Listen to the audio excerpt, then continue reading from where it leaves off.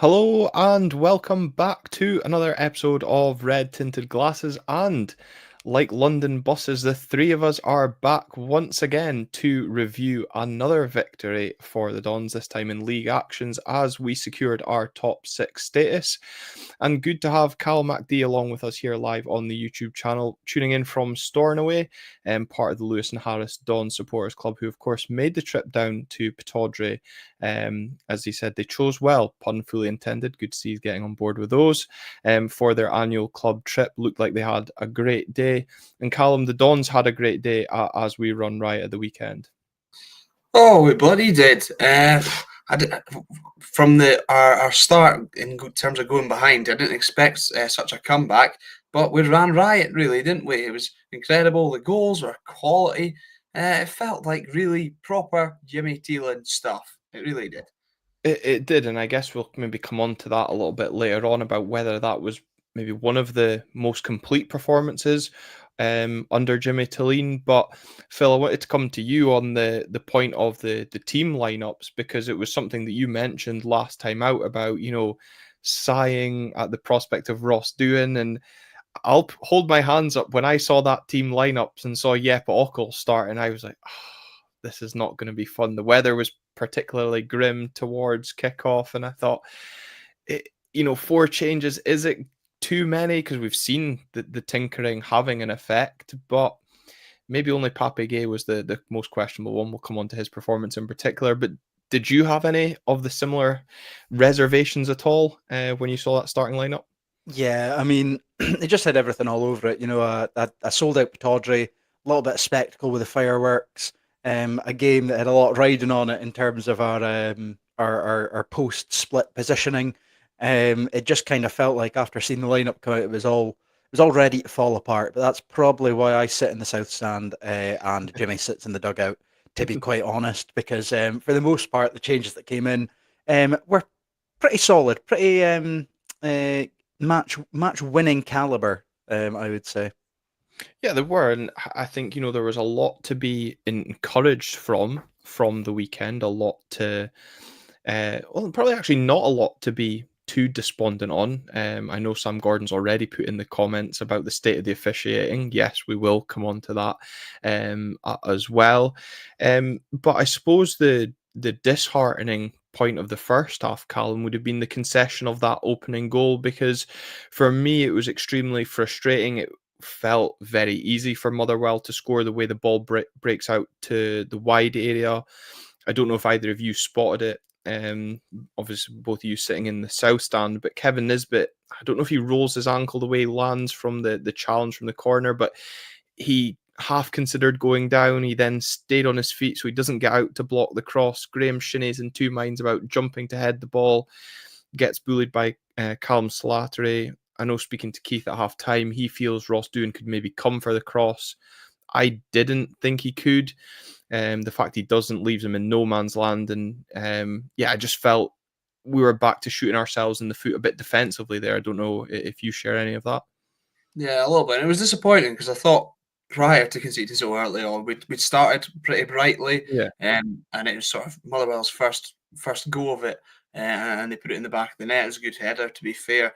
And initially, I thought with Kevin Nisbet, I thought just take him out there, just prevent like all coming across and take him out. Okay, you'll take the yellow card, whatever. But it didn't happen, and we were punished. I don't think Ross Doohan could have really done anything about it at all, and in fact, didn't have much to do the whole game other than pick the ball out of the back of the net, really. But I was really, really happy with the response because I did initially think maybe a little bit big crowd. We've conceded so early on. I thought, oh no, here we go again, slightly. Yeah, absolutely. And I think Paul Donaldson, leading nicely into the next point about, he goes on to say that he's encouraged that we came back from losing that early goal. It happened a lot early this season, going one down, but winning in the end. Phil, I was actually looking back when the last time we came from behind to win was, and in the league, it was that home game against Hearts when Ante Palaversa pinged it in late.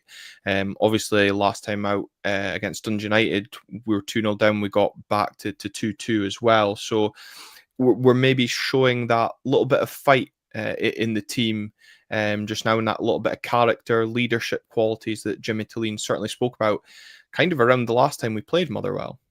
Yeah, absolutely. I mean, like Callum says, it to me almost felt like it was against the run of play, that opening goal, despite it being so early. Um, but yeah, a great response to getting immediately back on the front foot. And like you say, I think something we kind of spoke about last week was the likes of sort of Clarkson and Palaversa stepping up and kind of showing their quality in moments like that and kind of dragging us back into games. I think the likes of them in the pivot in the midfield and then Shinnie as well, albeit, maybe partly at fault for the opening goal. I think went on to just have a really, really composed game, and like I say, just back to being the sort of captain and leader that he has been in the years gone by for Aberdeen.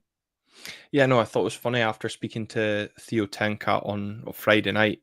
For those that haven't listened to that interview, you can go back and listen to it after this episode. Yes, it's a shameless plug in there, but Phil linked it in nicely because Theo I felt he kind of alluded to the fact that Graham Shinnie wasn't maybe leadership quality, or certainly leadership quality that he was used to. But Callum, I think Phil makes a good point. That first 10 minutes, for whatever reason, I felt Graham Shinnie really stood out as a player struggling in that opening period, and obviously involved in conceding the opening goal. But after that, as Phil said, he was one of the few players that took the game by the scruff of the neck and helped us get back into it. Yeah, I'd probably say those exact three that Phil mentioned, to be fair. Shinnie and the two in the middle.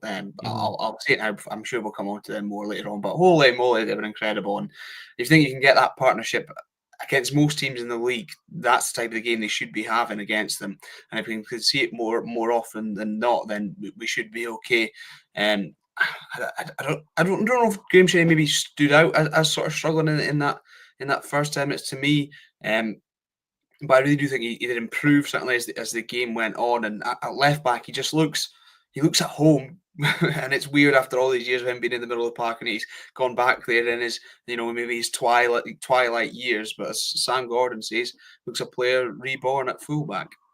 Yeah, he does. But I think, you're right to highlight those two players in the midfield. And it's two players we've kind of called for. We've highlighted the quality. And again, the weekend, their range of passing was a joy to behold. But Phil, it's been kind of highlighted as well. I mean, as good of a midfield masterclass, as I think I called it, at the weekend, those two put on. Did the opposition kind of play into their strengths by allowing them so much time and space? I think in some ways, I think Motherwell did definitely set off them a little bit too much. And I think they kind of realised that too late, because I really didn't see Clarkson and Palaversa come under too much pressure until it was 3-1. But I think, conversely, I think we did a good job at cutting out their creative midfielder and Lennon Miller. A player that's been on hot form, obviously just off the back of a Scotland call-up as well. Really, really quiet. At times you wouldn't have even thought he was on the pitch. So I think, part of it was coming back to that idea of winning the midfield battle. And I think in doing that, it just kind of, allowed us to have that extra bodies and those extra players in the space for Palaversa and Clarkson to really kind of shine. Yeah, and it's really important for those players. I think we've spoken about Leighton Clarkson in particular being a confidence player, for him to be allowed that space and freedom to shine. And we've really seen the best of Leighton Clarkson at the weekend. We'll come on to his goal, but as I said, the range of passing. And I was watching Gogsy's vlog, obviously filmed from the Motherwell end, and I mentioned to you guys earlier in our group chat, Callum, you've obviously highlighted that Ross Doohan didn't really have much to do, and I totally agree with that sentiment. But watching the vlog back, kind of forgot at the corner he kind of flapped a little bit at in the second half. But the one player that you notice after that was Leighton Clarkson, just hands out, just everybody calm down. So again, that little bit of responsibility in that, whereas before maybe he would have just gone back to his own position. So, kind of stepping up in that sense as well. But Callum, on the, speaking about how we grew back into the game, I think it was really important and quite telling. Again, sellout crowd, but the heads didn't drop. The crowd stayed with them, but the timing and the manner of getting that goal back felt important at the time when Alfie Dorrington found the back of the net, because Topi Keskinen had a chance that, I don't know, I feel he probably should score with, albeit on his weaker foot? Yeah, I think he should have done better. Given, well, I don't know, just the way Balcom smothered it, made it look so easy, and I think he should have done a lot better with it. Topi Keskinen, but in terms of Alfie Dorrington, didn't realise it was a deflection at the time, and I thought it was just the most incredible finish of all time. But it's still good technique from him, and I think it was highlighted on Sportsy as well. The way he gets his feet sorted to take on that strike as well. And as Sam mentions in the comments, once again, get involved somebody else. It's just Sam we're bringing up here. Dorrington's first professional goal. He didn't look too happy about it, but delighted for him. I think the way I thought overall his performance on Saturday was exceptional. It's a player that, like, when we just got settles with Tobers and Knooster, and then we're having to bring him in, and he's not had much experience. And when he has played for Aberdeen, it's just been sort of fits and starts coming on as a substitute. Didn't really know all that much about. But Yeah, I thought he really like the goal. Maybe gave him a lot of confidence, because throughout on Saturday, I thought he was incredible. Yeah, I think you're absolutely right. The confidence that kind of seems to be flowing through him just now and again probably comes with the run of games, because when he was coming on as a substitute, I remember me and Phil discussing this kind of that nervousness throughout the back line that maybe appeared a little bit. But again, another player showing that little bit of responsibility in their style of play. I was like you as well, Callum. I didn't think it was deflected at the time. And I thought it was an outstanding little bit of swerve with the outside of the foot. But Phil, again, highlighted on Sports Scene was the kind of calmness. Obviously, Callum mentioned for Alfie Dorrington, but Jeppe Ockels deserves some credit as well for the way he controls the ball and tees up Alfie Dorrington. I mentioned having some reservations seeing him in the starting lineup. Plays 90 minutes, and I mean, he doesn't, set the heather on fire, but he has a solid game, I suppose.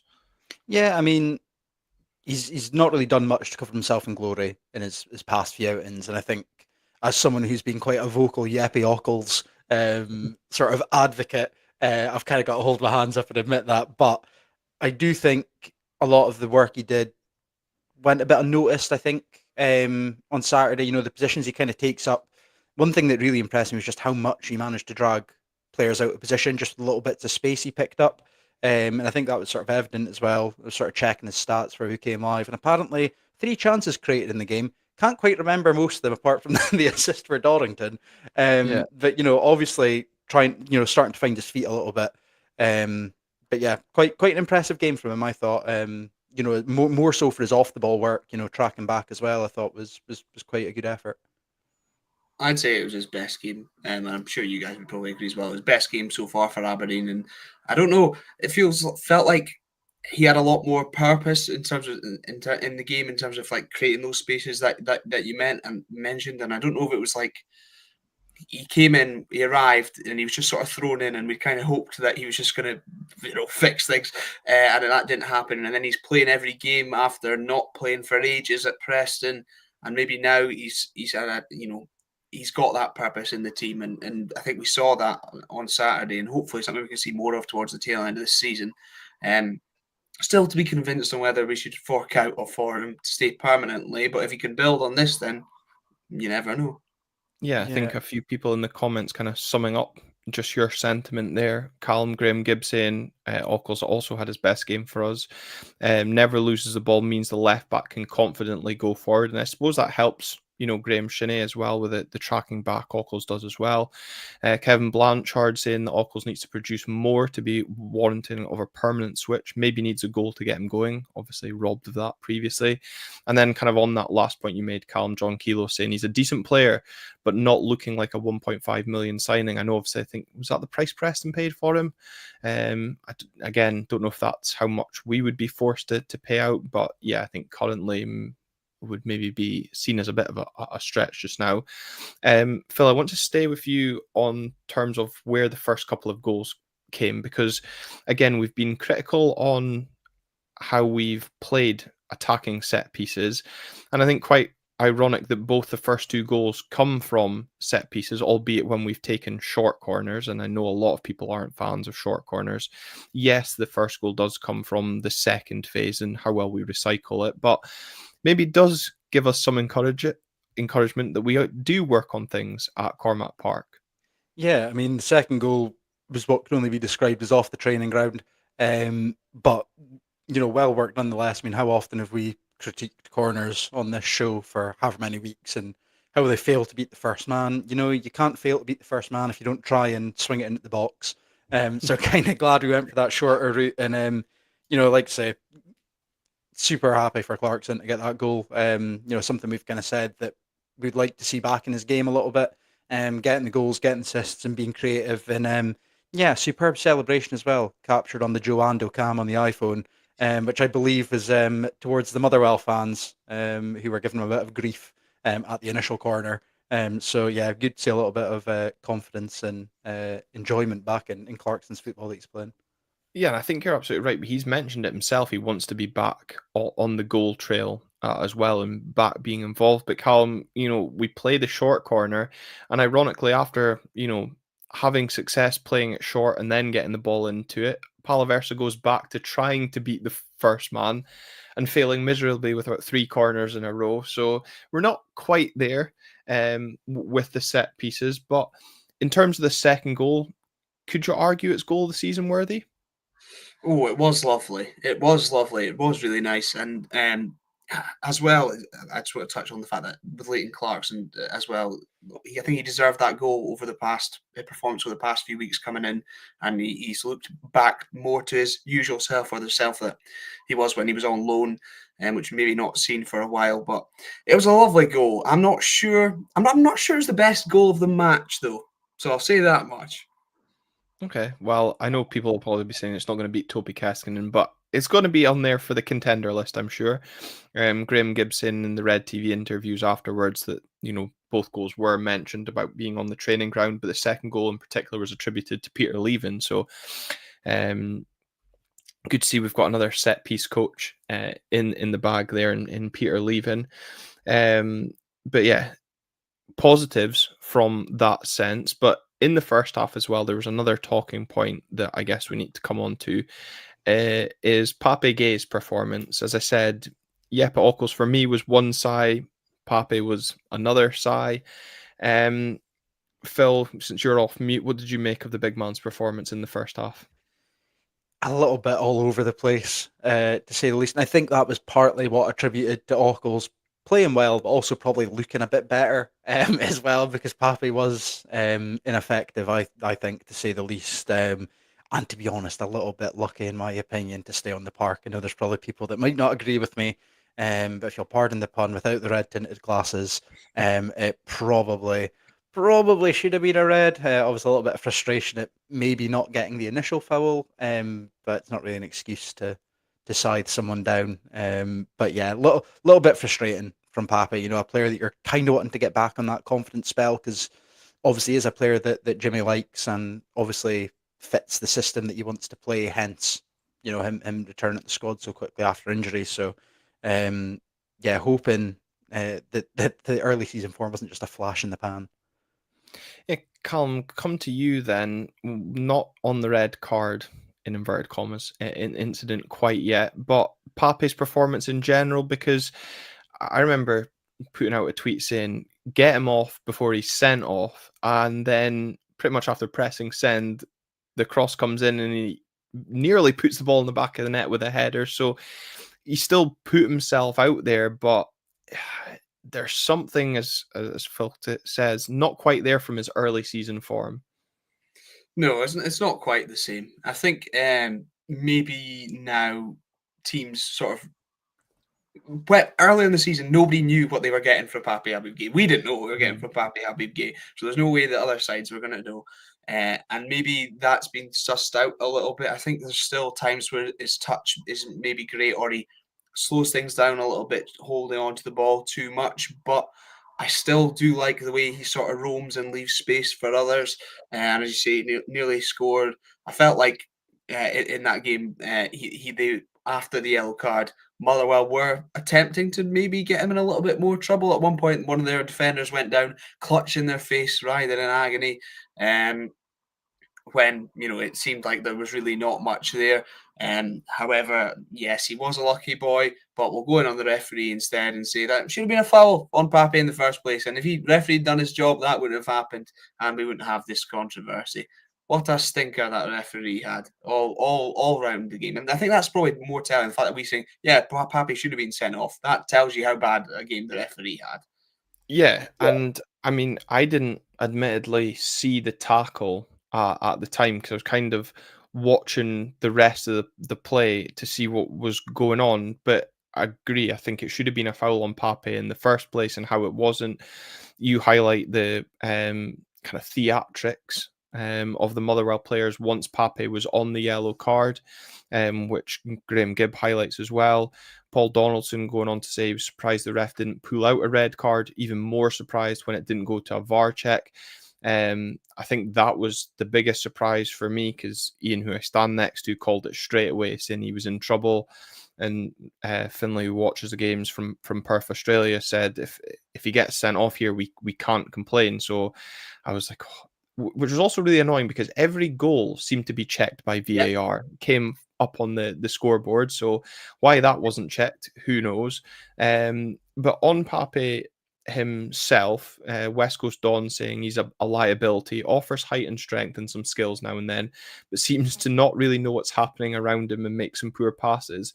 The thing that annoyed me about Pape's performance, and yes, okay, the tackle only received a yellow card, but he has this frustrating part of his game where he makes needless and reckless challenges. He picks up silly bookings.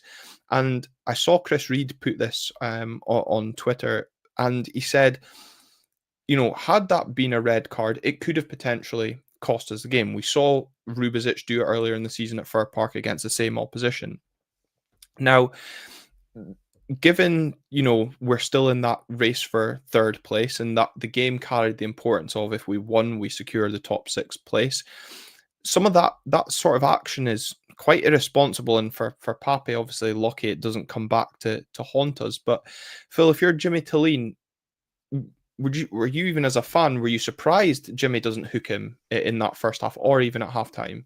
Yeah, I mean, somewhat. I mean, I think especially after the booking, it's a bit like you were saying earlier. It's sort of you're almost expecting something to happen. Maybe not by fault of his own. He's a gangly man with gangly arms. Expecting. Oh, is that? Yeah, we can hear you. Carry on. Oh, that you're almost just expecting him to nail somebody with an elbow. But yeah, so I was kind of surprised he survived the half. Yeah, and I think gangly is the appropriate word, and I think it's quite ironic that you kind of cut out, because that's sometimes what Pape's performances are like. They cut out halfway through, and then he comes back and shows flashes of magic. But again, Callum, on that point, you can't afford to have a player in the sense who could, I don't know, is it a bit of a hothead, I guess? And I'm assuming that's the reason why the Motherwell players tried to play into that theatrics, or as you've already highlighted, it could be down to how poor the referee was trying to play into that performance. Yeah, it was a bit. Even if you take the challenge even in isolation, and then then add the context of the rest of it as well. First of all, it is a mental thing that he did there. I've not got the foul. Oh, I'll just sort of scissor Andy Halliday, and it's a bit worrying. And then when you take in the context of what the whole game meant, and the fact that could have then cost us, because then all of a sudden we're a man short, and Motherwell have been on good form of late as well. They could have easily gone on to win the game. It is a bit of a concern, and it is something that you do see from him quite a lot. I know, Glenn, you've got quite annoyed at him sometimes when he's just sort of like bundling into people at times. And I guess kind of with Phil's point, I do think sometimes he can't help it. But it's a little bit of a worry. And you think, well, what we can hope really is that Yemi or whoever has a little word and asked him to maybe cut that sort of stuff out of the game, having got away with it this time round, and hopefully that might be enough. Because he should have seen red, and we got away with it. So let's hope that that's nipped in the bud as soon as possible. The other thing I noticed as well, and I don't know if either of you noticed it, was when his number was up, he looked extremely disappointed, frustrated maybe to be getting subbed off at the time, and I couldn't really understand why he was so frustrated because I was glad to see him, glad to make that change up top. Yeah, maybe. I think he didn't realise at one point as well. I think initially, and you mentioned earlier as well about him going off earlier, perhaps, or even the first half, which I Mhm. think maybe the concern around that would have been, or taking him off so early would have been, the confidence. He's Yeah. clearly a confidence player, and that would knock him and throw him completely. And when it's not been his day, and he's done a couple crazy things, but yeah, I don't know. He shouldn't have really been surprised to have been hooked. I didn't pick up the same sort of vibes that you did, but it wasn't his finest hour. But just thankfully, it didn't come back to bite us all that much. It didn't. If we're staying on the refereeing performance, Phil, th- I mean, I think fans of both sides are in agreement about how bad it was. But John Kelo saying that the challenge on Shaden Morris in the last 10 minutes was more of a sending off, which Willie Miller said the same. And I mean, I didn't kind of really feel of it as a red card at the time. I just couldn't believe how quick he was to blow the whistle. And Shaden Morris was pretty much doing a knee slide. It wasn't like he was flat on his face. Yeah, it seemed to be the Ross Hardy show, very much trying to make himself the center of attention at the weekend. Yeah, I mean Ross Hardy was absolutely out of his depth, in my opinion. I think that was his first game back actually after a demotion Hmm. to a lower league fixture anyway, which probably comes as no surprise to anyone. I think he ref the Park Thistle Queen's Park game, I think it was. Yeah, and if you've seen Um, the clip from that game where he awards Partick Thistle the free kick, books Stuart Bannigan, then changes his mind and gives Queen's Park the free kick. yeah, it's an absolute calamity, and like you say, I think the Shade and Morris one, I think summed it up best. Probably not a red card, but with how quick Shaden is, you probably could have classed that as a goal scoring opportunity, in all honesty. But yeah, Morris, a player that never normally stays down, even if he's absolutely crunchy, just seems to bounce right Mhm. back up anyway. And like you say, there was no sign to show he was going to stay down. He kind of almost stumbled his way back to his feet immediately. So to pull it back for just a booking, yeah, I can see why everyone was going taunt about that one, because you would have almost thought that would have been 4-1 early doors. But yeah, not his finest game. And I don't know about you either. Did you feel it was a foul in the build up to the fourth goal from us? Like when Kevin Nisbet wins the ball back in the middle. I know my dad certainly thought it was a foul and was convinced when the VAR check came up that it was going to get pulled back. I thought it would have been soft, but at the same time, wouldn't have been surprised given. I'm glad I know his name now is Ross Hardy because I wasn't even sure at the time, and I thought that's not a good sign, is it? Um, Mhm. but I mean, yeah, I wasn't sure on the Nisbet thing, but the Morris thing is insane. And the fact they wait so long to give an offside, but then they wouldn't let the play go on for a second before he blows his whistle to give the yellow card was crazy. Yeah, or as John Kelo highlights as well, that was the other one that set a few people off as well when he stopped the game for a knock, which wasn't a head knock, I'm pretty sure. And he then gave the ball back to Motherwell instead of us, even though we were on attack. And I think it was pretty much it was on the halfway line, even though we were just outside the Motherwell box, if I remember it correctly. But yeah, just baffling. And I seen Sam Gordon asking if we can demote him from the SFA. I'm pretty sure he's been promoted from a UEFA referee to a FIFA referee as well. So what hope do we have?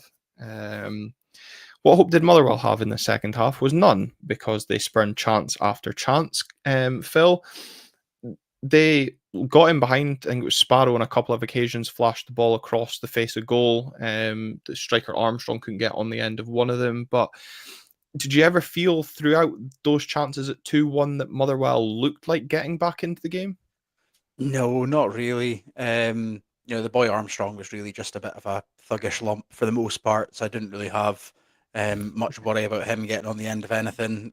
Not too streamlined with the ponytail and whatnot. But no, I can't really recall having to do much.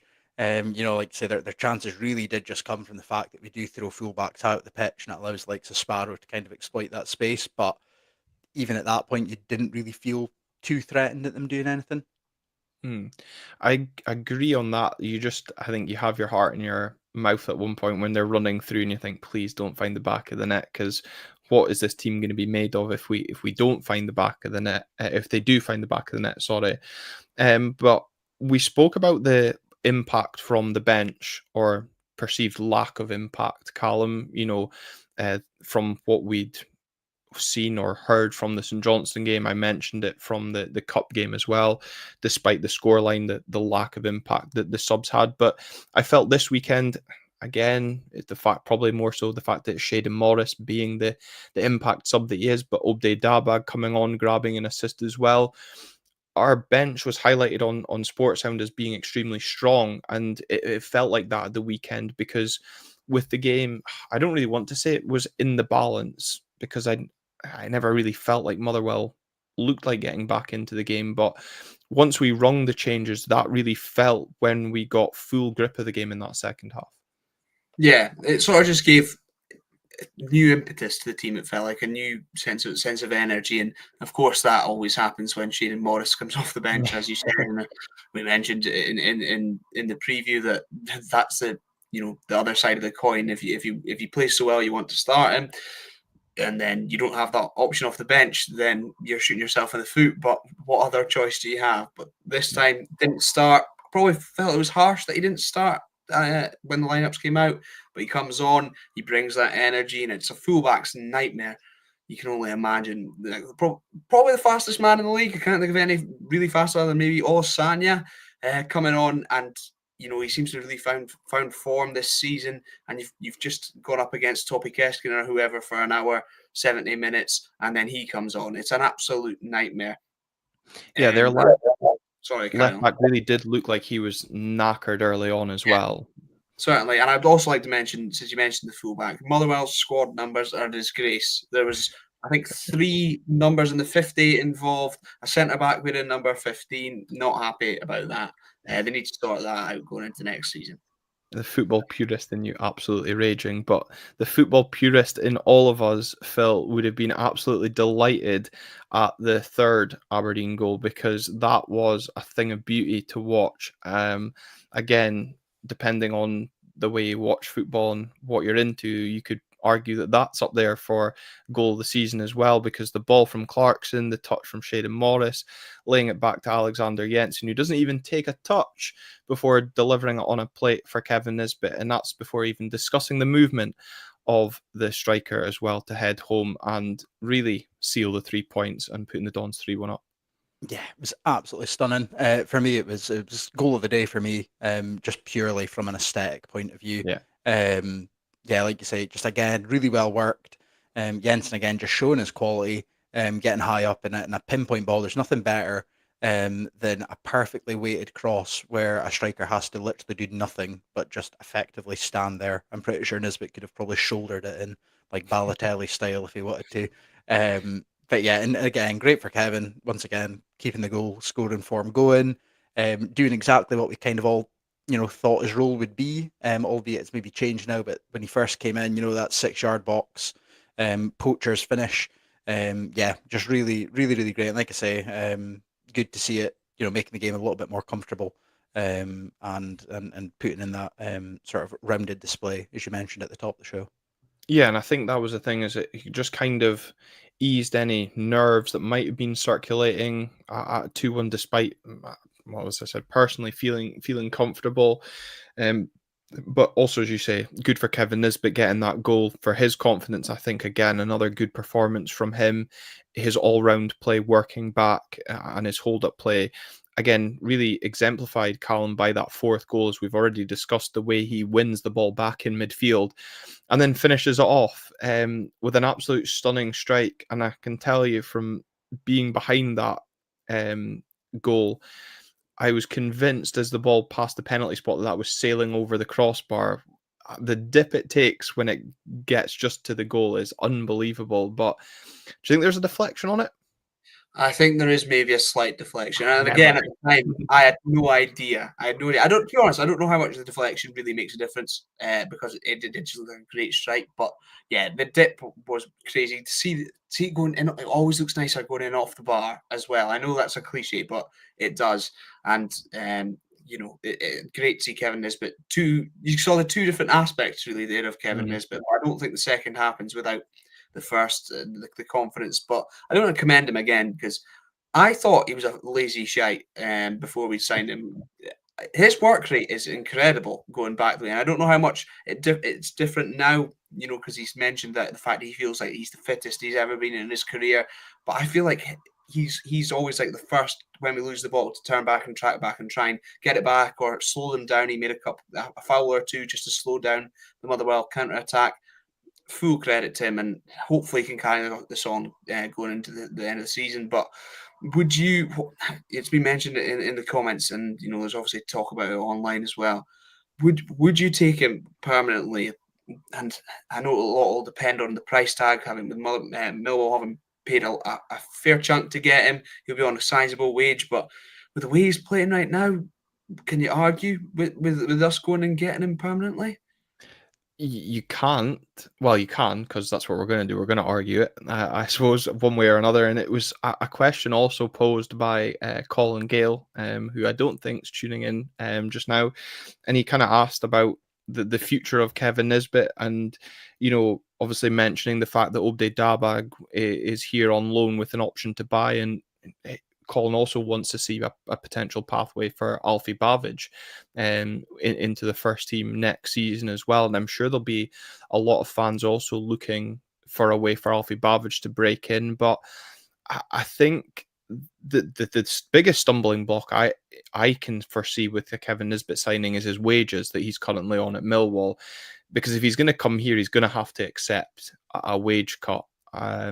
There's no way we're matching Millwall's wages. I think it's been talked about that he wants to move back to Scotland because his family are still up here. I think I'm confident enough in saying that most of his family are Edinburgh based. So obviously, the usual two clubs from down there will be lurking about, and this is why obviously the lure of European football could be so important for us to fend off Hibs.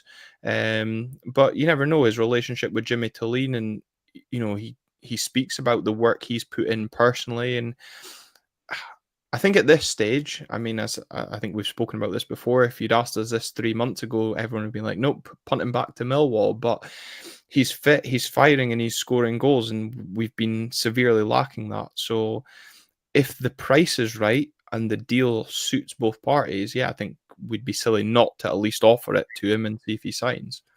People?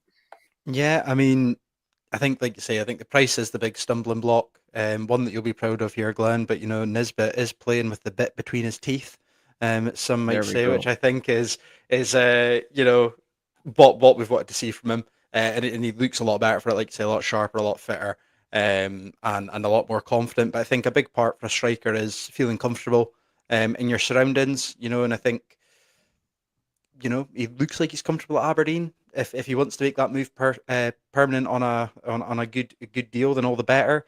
Family might be in Edinburgh. I commute from Edinburgh to Aberdeen for the football. I'm sure Kevlar could do the same to come see his mum. So who knows? Like you say, I think finance is the big bet, especially when you look at the fact we've got options to buy on Daba, Ockles as well.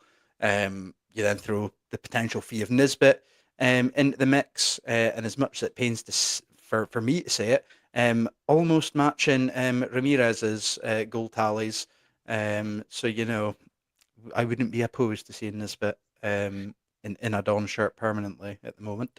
Yeah, well, I think as well, when you look at his goal scoring return in all competitions, is he the same, if not one behind Sam Dalby and Simon Murray? So, just think about, again, going back to January where there was Don's fans saying that we should try and hijack Dundee United's loan deal with Sam Dalby, we're Wrexham, and try and get involved in that. And no, we're not playing them for a while, so I can say this now. But Dalby's gone off the boil for a while, so I guess it's just one of those things with strikers. They have their, their good and their bad.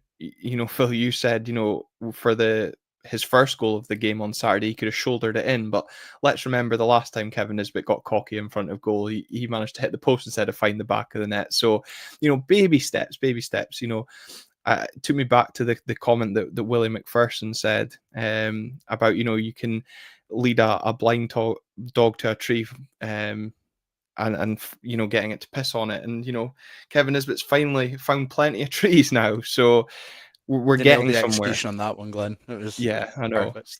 Stumbled there. You Stumbled like sure you Kevin remember Nisbet. what he said? Yeah. You can read a pissed Glenn to a mic and he'll still fumble through it. Yeah. On that fourth goal, though, again, we spoke about how aesthetically pleasing the third goal was, but there's something unique about goals that silence a stadium, as Paul Donaldson said. The hush before I think, is the ball kind of bounces off the post before hitting the roof of the net as well. And Joe Anderson obviously getting a prime angle of it, filming it from behind the goal. But you heard that the crowd shouting for shoot, and often I'm like, fucking don't say that because it'll balloon over. But it always sounds better when it finds the back of the net, doesn't it? Yeah, massively. And like I say, if only it was silent enough to hear the little ping off the bar, we'd have made it 10 times better. So I'm hoping there was a mic near the goal to pick that one up. But yeah, again, like you say, just delighted for Kevin. You can tell that he's, confident in the way that he's playing. And I think going into this point in the season, how close it's starting to get in the race for European football, having your number 9 as confident as he is all the better. And if you can keep scoring those beautiful Thunder Bastards, all the better. Yeah, and also, well, if you're in the red shed, you certainly heard it off the crossbar. But there's something as well about goals like that kind of take a crowd by surprise. I always think the cheer is louder and more enthusiastic than just a simple tap in header like we had for the third goal. Oh yeah, I went Tonto. It was grasping my dad to celebrate it. It was quality, and I think in fact so late on in the game as well, where they could be forgiven for not pushing for another, for just sort of seeing the game out. But then that goal was just it was beautiful. It was beautiful, but not goal of the day for me. It was the third goal. Well, I chimed in earlier. at least Phil's with me on the fact that it didn't take a deflection, and it's certainly up there for goal of the season as well. We're racking them up. It must We're have. Callum, we mentioned, or you certainly talked about the positives and the kind of completeness of the performance at the top of the show. Looking ahead to kind of the county game and how we build on the performance, do you feel that was as close to the perfect 90 we've had under Jimmy Tilleen? I think so. And if you just look at the goals as well, those goals were the type of goals we were expecting. I feel like when Jimmy Deline joined us, and of course we conceded. That's not in the perfect performance at all. You wouldn't want that.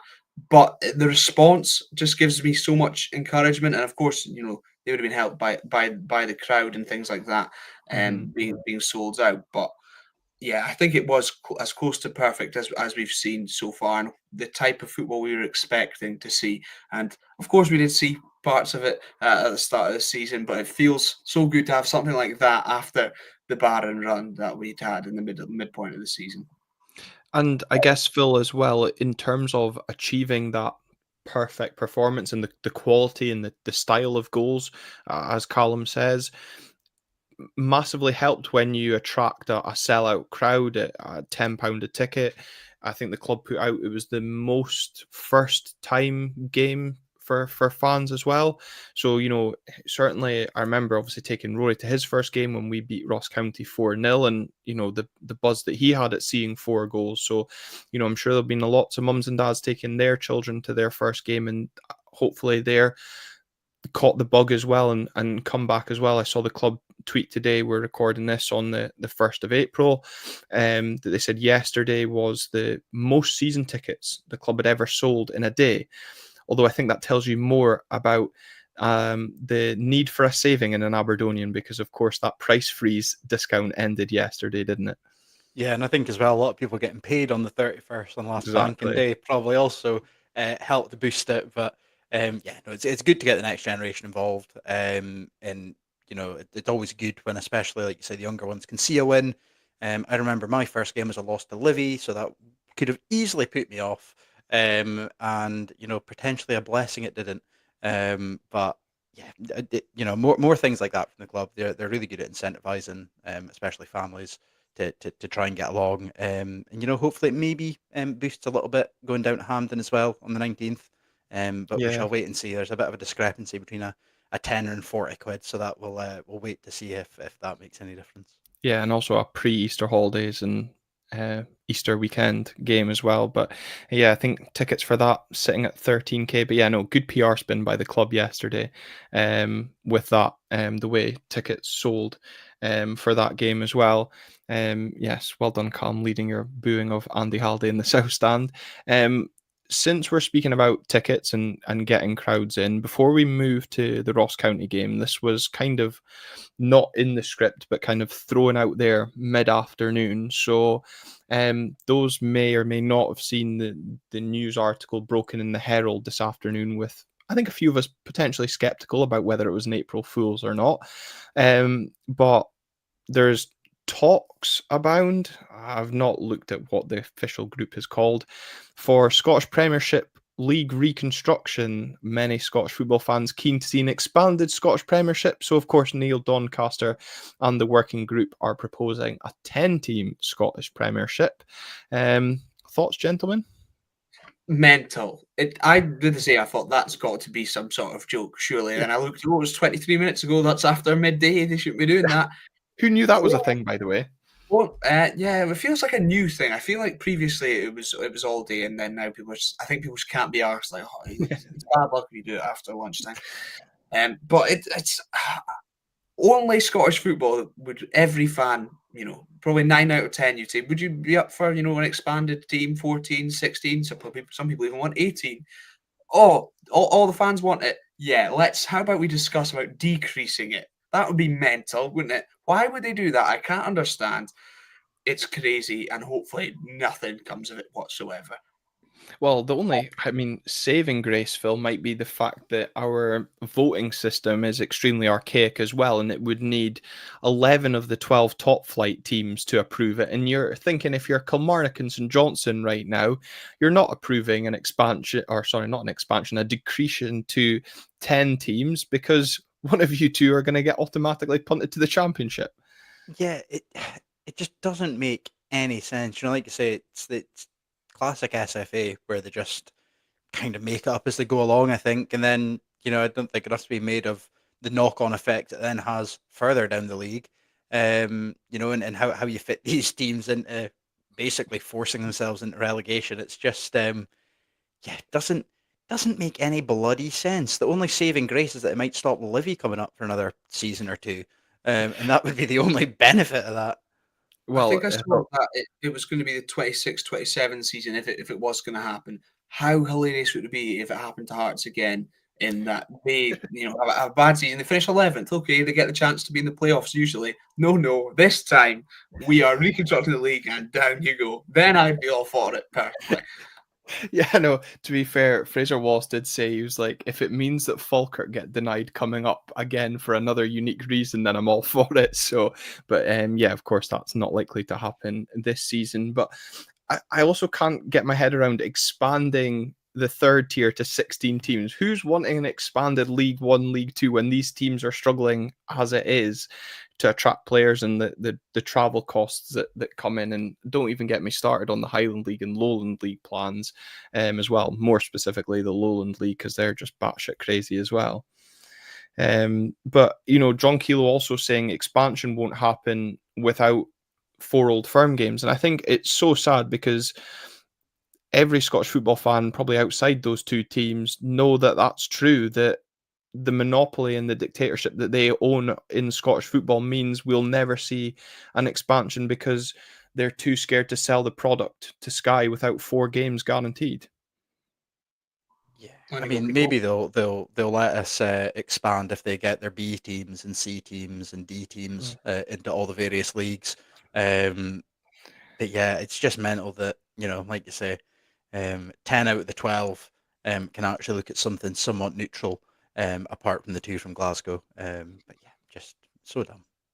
I guess one maybe shining light from the discussions, Callum, came in the sense that, I mean, it's very much clutching, but it says a 10-team premiership would allow teams the ability to postpone games for European purposes. So the likes of ourselves, Hearts, who are obviously in group stage competition this season, and well, they massively fluffed their lines. But again, that's very much clutching at straws for, again, a select group of teams. And I don't feel, well, I would hope that the likes of Dave Cormack doesn't feel that a bit of self-preservation is more important than the better or the greater good of Scottish football.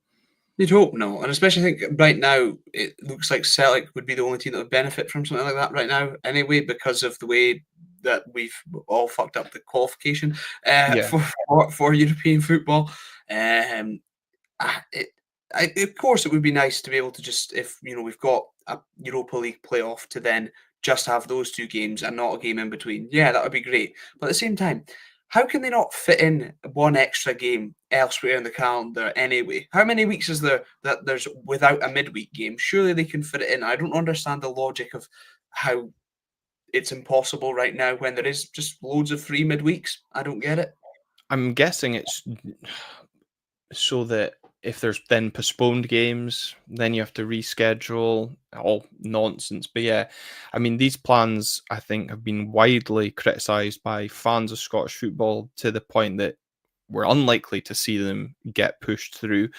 But, if this is a smokescreen for something else, I hate to think what idea is coming out. But as I said, if the plans were put forward, it would need 11 of the 12 Premiership clubs, 8 of the 10 Championship clubs, and 15 of the 20 League One and Two teams to vote in favour.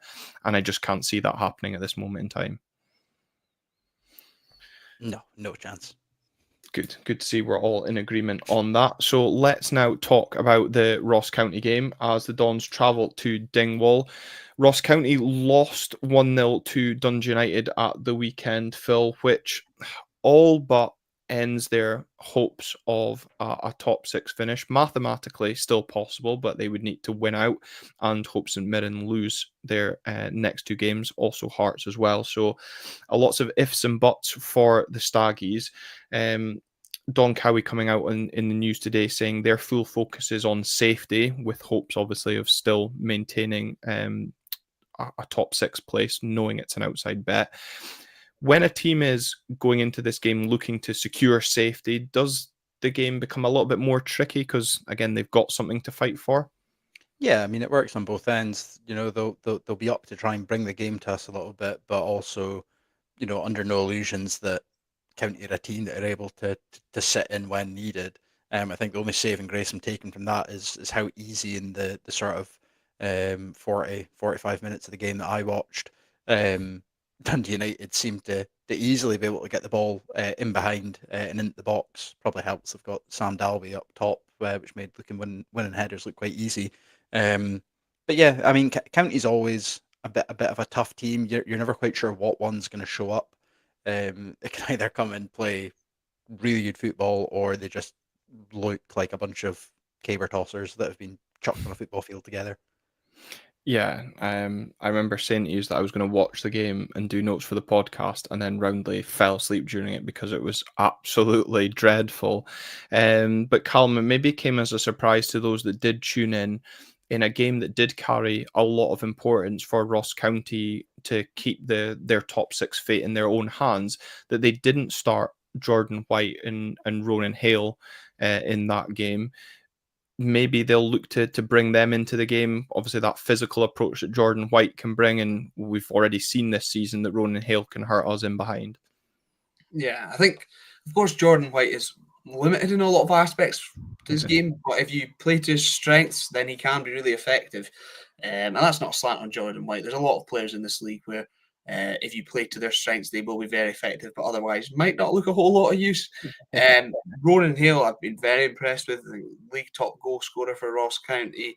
He's looked really good since coming in, and you'd expect certainly expect Ronan Hale to come in anyway at the weekend. Perhaps Jordan White, maybe not, but they're a decent side. They've, although Phil mentioned caber tossers, they do have a couple of wee decent footballers in there as well. Noah Chilvers, especially, and I don't know, it's tough. And Ross County, I was having a wee look before, lowest team for possession, averaging less than 40% this season, and Aberdeen third place with about 55% or so. So we certainly expect us to have a lot of the ball this weekend.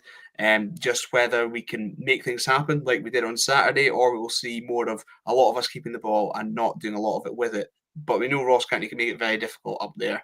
I feel like up there, the pitch feels so tight, and it feels like a really stodgy game a lot of the time. And obviously, we had to wait until very late on earlier in the season before we got a winner. However, that being said, if that was to be the case again, I'm sure there would be no complaints.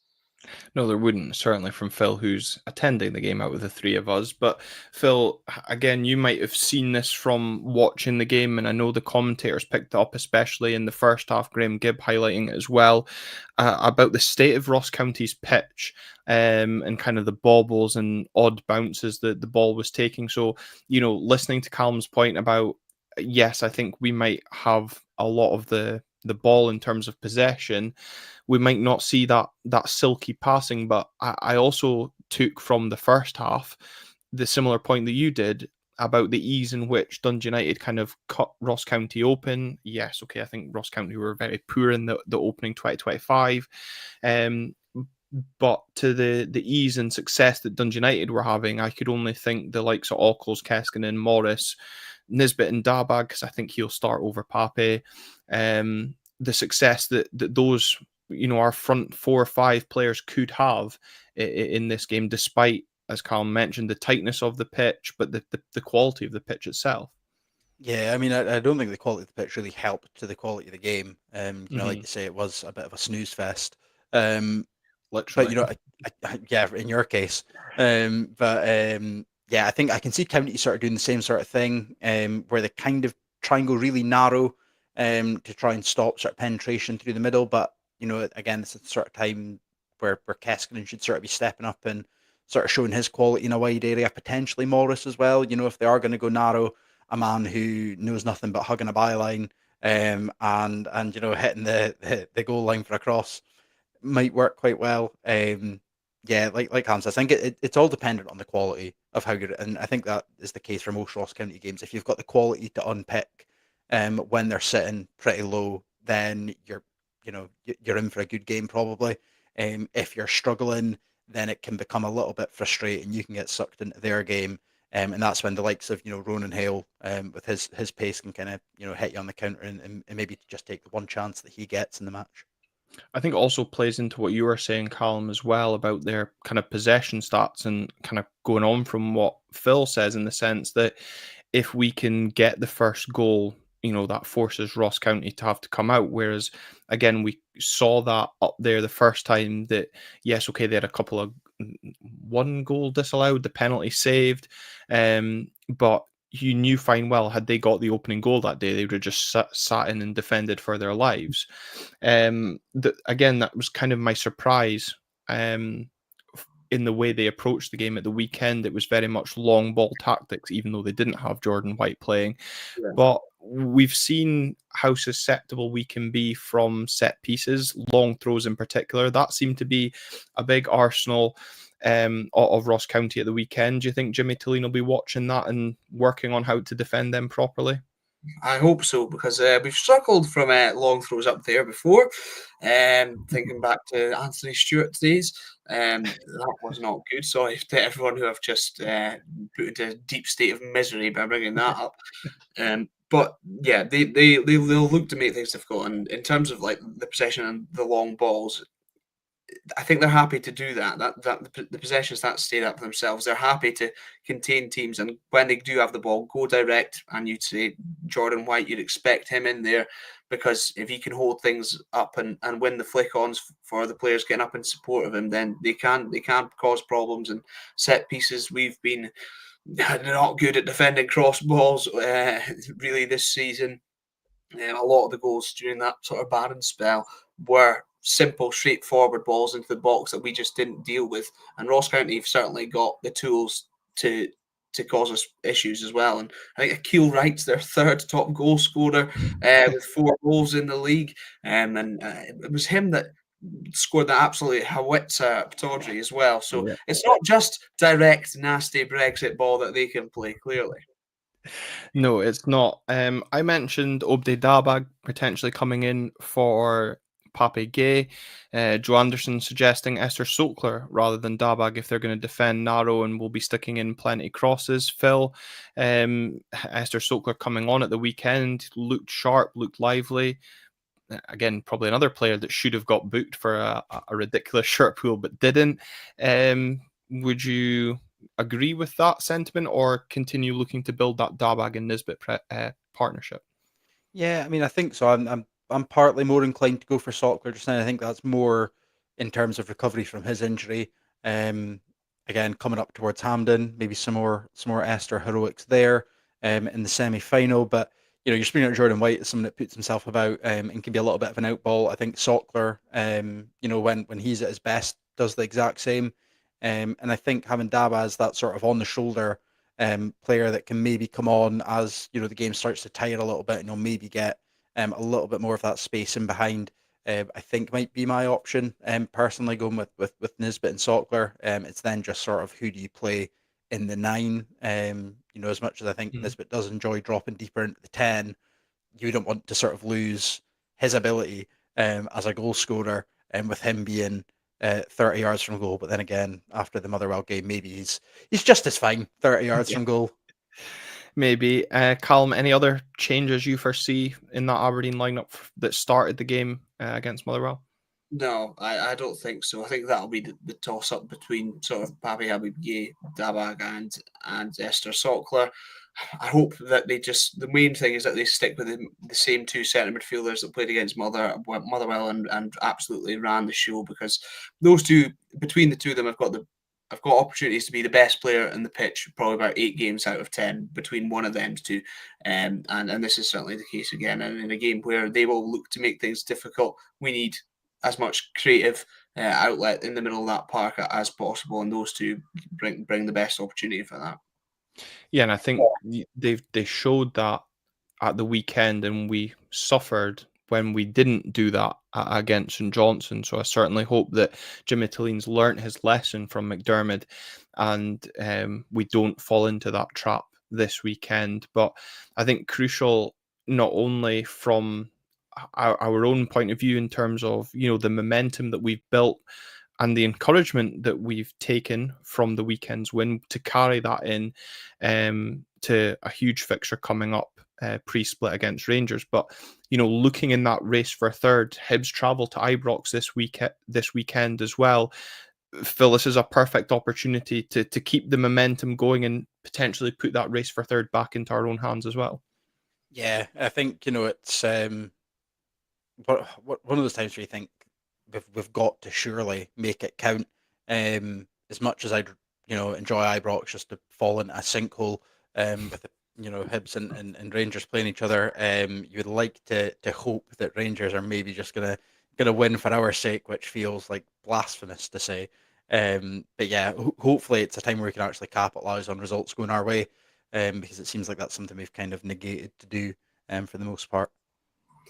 And Hearts and Dundee United as well playing each other this weekend. So one of them at least guaranteed to drop points. So even bigger opportunity for us. Yeah, exactly. An opportunity to potentially to pull away from Dundee United, and then hopefully overlap Hibs as well ahead of that game at Pataudry when Rangers come to town as well. So it'd be good to put it into our own hands and just, as I said, continue the feel-good factor and momentum as well. So let's hope that next week we can reconvene and continue the positivity in, as I said, what will be the build-up to a huge game. So thank you very much to everybody who has joined the live video here on the YouTube channel. Remember to leave a like on the video before you leave us tonight. Comment your thoughts down below if you're catching up up as well, and follow us on your audio platform of choice if you've been listening in. Until next time, thanks very much for watching.